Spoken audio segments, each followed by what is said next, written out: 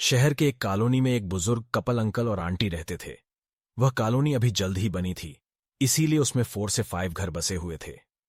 इनका बेटा इन्हें छोड़कर अपने पत्नी के साथ विदेश में रहता था, क्योंकि उसकी पत्नी ये नहीं चाहती थी कि वह घर पर रहकर अपने सास ससुर की मदद करे। ये बुजुर्ग अंकल और आंटी जिस कॉलोनी में रहते थे, उन्हें हमेशा से यह डर रहता था कि कहीं कोई घटना ना हो जाए, इसलिए वे ज्यादा घर से बाहर नहीं निकलते थे। लेकिन उनका यह रूटीन था कि वह हर सुबह सूरज निकलने के बाद टहलने के लिए निकल जाते थे। एक दिन दोनों रोज की तरह ही सुबह को टहलने निकले थे।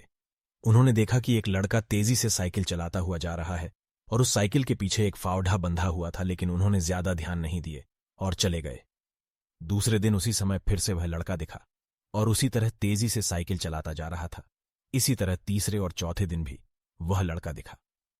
5वें दिन आंटी जी ने अंकल जी से पूछा कि ये लड़का हर रोज सुबह इसी समय तेजी से साइकिल चलाते हुए जाता है। मुझे लगता है कि कुछ गड़बड़ है, हमको देखना चाहिए कि हमारे कॉलोनी में कोई गड़बड़ तो नहीं।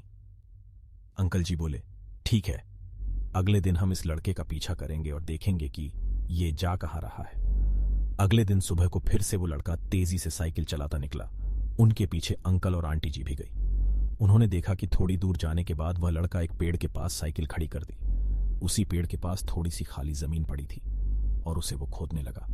अंकल और आंटी जी कुछ देर तक देखते रहे कि ये लड़का क्या कर रहा है, लेकिन लड़का जमीन खोदे जा रहा था। कुछ देर बाद उन्होंने लड़के से पूछा कि आप ये जमीन क्यों खोद रहे हो। लड़के ने मुस्कुराते हुए कहा कि अंकल जी, मैं आप दोनों को रोज देखता हूं, लेकिन आपको मुझसे डरने की जरूरत नहीं, और यहां जमीन इसलिए खोद रहा हूं कि मेरी नई नई नौकरी लगी है। अंकल ने पूछा, कहा नौकरी लगी है, ऐसा कौन सा काम है जिसमें जमीन खोदनी है। लड़के ने कहा, मैं बड़े दिन से बेरोजगार था, फाइनली मुझे फार्म हाउस में काम मिला है और उन्हें ऐसे लड़के की जरूरत है जिसे काम करने का अनुभव हो, और मेरे पास कोई भी अनुभव नहीं है।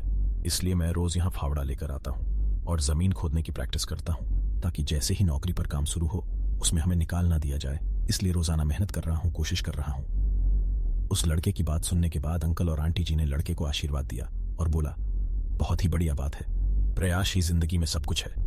ये छोटी सी कहानी जिंदगी में बहुत बड़ी बात सिखाती है। तो अगर हमें सक्सेस होना है तो सक्सेस के लिए सबसे जरूरी चीज है कि हमें लगातार मेहनत, कोशिश और प्रयास करनी होगी, तभी हम जीवन में सफल होंगे।